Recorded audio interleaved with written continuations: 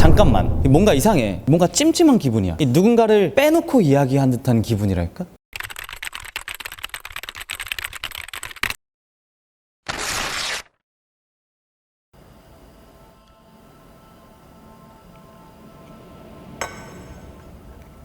학창 시절 과학실을 표류하던 그 냄새 기억나? 소독약 냄새? 뭔가 화한 냄새가 났던 것 같긴 한데, 과학실 특유의. 그 냄새가 왜 나는지 알아?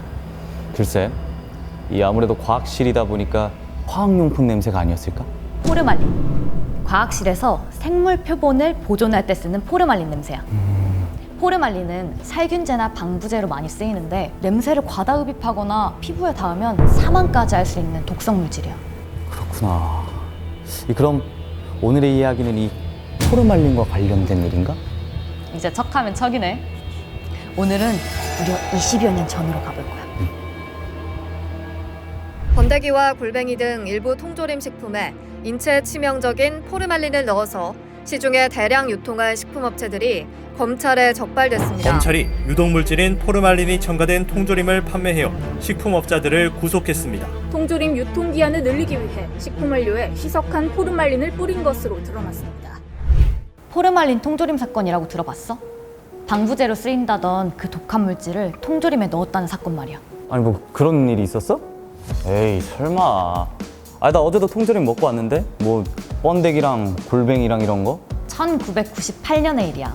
그 방부제로 쓰인다던 독한 포르말린이 우리가 즐겨 먹는 통조림에 들어간 그 사건이 벌어진 것.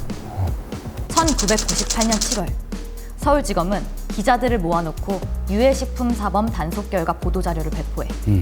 핵심은 일부 통조림 제조업자들이 포르말린이 들어있는 통조림을 만들어 팔았다 구속됐다는 거였어. 아니 뭐 그런 나쁜 놈들이 있었어? 언론에서도 검찰에서 배포한 보도자료를 바탕으로 대대적인 보도를 해. 식품업체가 방부제로 첨가하는 포르말린은 치명적인 발암물질, 골뱅이의 방부제, 포르말린 통조림 업자 적발, 이런 제목으로 말이지. 아니 그럼 그동안 통조림 사 먹었던 사람들 이 언론 보도를 보고 완전 난리가 났겠네. 국민들은 분노했고 그 여파로 30여 개의 업체가 줄줄이 도산했어. 그래. 뭐 하루아침에 사업이 망한 건 안타깝긴 하지만 불법을 저질렀으니 처벌을 받는 건 당연하지. 그런데 말이지. 응? 7개월 뒤 놀라운 사실이 밝혀져. 상상조차 못했던.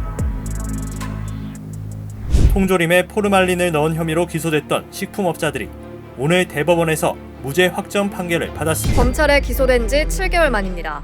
무죄? 아니 이게 어떻게 무죄? 아니 이게 말이 돼? 당시 검찰은 통조림 업체가 창고에 원료를 오랫동안 보관했는데도 버린 원료가 없었다는 거야. 심지어는 냉동고가 고장났는데도 말이지. 그런데도 재료가 썩지 않았다는 건 방부제로 포르말린을 썼다는 거지. 그래, 듣고 보니 합리적인 의심이 드네. 근데 이 법원에서는 무죄라고 했잖아. 법원은 통조림 업체가 포르말린을 넣었거나 포르말린이 원료에 들어있다는 사실을 이미 알고 있었을 증거가 없다고 했어. 뭐? 뭐 그렇다고 쳐도 나는 이런 건 좀 이해가 안 가는데. 그치.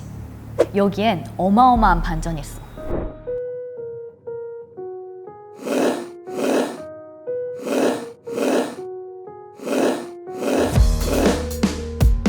에? 아니 이 포르말린이 이 표고버섯에서도 검출이 된다고? 포르말린은 포름알데히드가 물과 메탄올에 혼합된 용액을 뜻해. 이게 왜 중요하냐면 포름알데히드는 말린 표고버섯이랑 호박, 팥 같은 천연식품에서도 존재해. 그 통조림에서 나온 것도 포르말린이 아니라 포름알데히드요. 그럼 이 말린 표고버섯을 먹으면 안 되는 거 아니야? 물론 판매도 해서는 안 되는 거고 위험하잖아. 나도 그렇게 생각했어. 근데 너 말린 표고버섯 먹고 죽은 사람 본 적 있어? 너는 말린 표고버섯 안 먹어? 그러네. 나 멀쩡하네.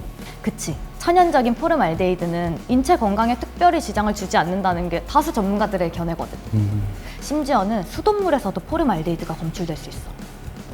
그럼 이 통조림에서 나온 게 포름알데히드였다는 건 결국 이 처음부터 아무런 문제가 없었다는 거였네? 아니 업체가 직접 넣은 게 아니라 이 통조림 원료에 원래부터 함유돼 있던 거니까. 그치. 나중에 연구를 통해서 그 통조림에 들어있던 포름알데히드 수치가 자연적으로 발생하는 정도의 수치라는 게 밝혀지기도 했어. 그래서 이 통조림에서 나온 포름알데히드 수치가 이 말린 표고버섯의 15,000분의 1밖에 안 된다는 이야기가 나온 거구나.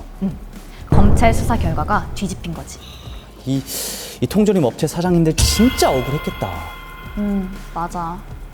통조림 업체 사장님들은 무죄 판정을 받은 후 국가를 상대로 손해배상 청구 소송을 시작했어. 그리고 법원은 검찰이 객관적이고 타당한 확증 없이 통조림 사건 수사를 발표해 통조림 업체의 명예와 신용을 훼손했으므로 국가는 손해를 배상할 책임이 있다 라고 판결했지. 잘 됐다. 그래도 내 포르말린에 대해서는 전혀 모르고 있었는데 오늘 많은 걸 배워가네. 그런데 잠깐만. 뭔가 이상해. 뭔가 찜찜한 기분이야. 누군가를 이렇게 빼놓고 이야기한 듯한 기분이랄까?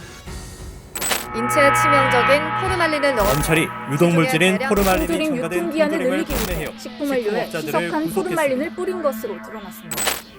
맞아. 이 언론이 있었어. 이 언론 보도가 여론에 결정적인 영향을 주고 그래서 통조림 업체들이 줄줄이 도산을 했다 뭐 그런 거 아닌가? 오, 오늘 좀 똑똑해. 애초에 수사 결과가 잘못된 것도 있지만 언론들의 집중적인 보도가 통조림 업체들을 절대 악으로 생각하게끔 한 것도 있지. 당시 기사 제목을 다시 한번 볼까? 그래. 식품업체가 방부제로 첨가하는 포름알린은 치명적 발암물질. 골뱅이의 방부제. 포름알린 통조림업자 적발. 이 결과를 알고 보니 선을 넘은 것 같네.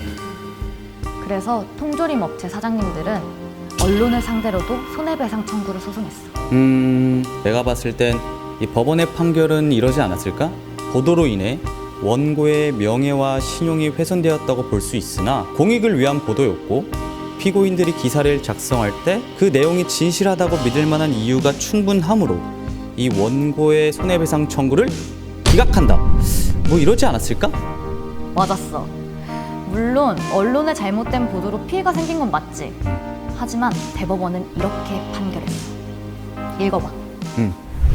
하나, 보도 내용이 국민 건강에 직결돼 보도의 필요성과 신속성이 요구되고 둘, 사건 수사를 담당한 부장검사가 보도자료를 배포하며 공식 발표하는 형식을 취했다는 점에서 신뢰도가 높았으며 셋, 업체 대표의 구속 등으로 관련자에 대한 고충 취재를 하기 어려웠던 점을 감안하면 언론사들이 보도 내용을 진실하다고 믿을 만한 상당한 이유가 있다.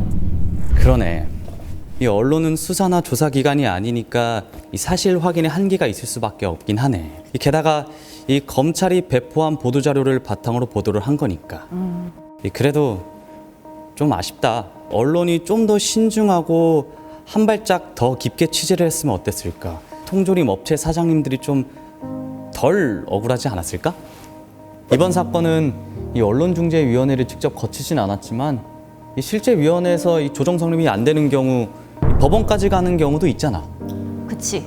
하지만 언론중재위원회에서는 법원보다 처리 속도가 빠르고 무료로 처리할 수 있어. 그래서 언론 분쟁이 생겼을 때 가장 먼저 생각나는 기관이지. 이 참 많은 언론 분쟁 사례가 있는 것 같아. 오늘 내가 준비한 사례는 여기까지야. 벌써? 다음에 시즌2를 하게 된다면 더 많은 사례들을 이야기해 볼 수 있을 거야. 어때? 더 많은 이야기를 나누고 싶지 않아? 궁금한데? 구독과 좋아요 필수라고. 시즌2 기대하겠다고?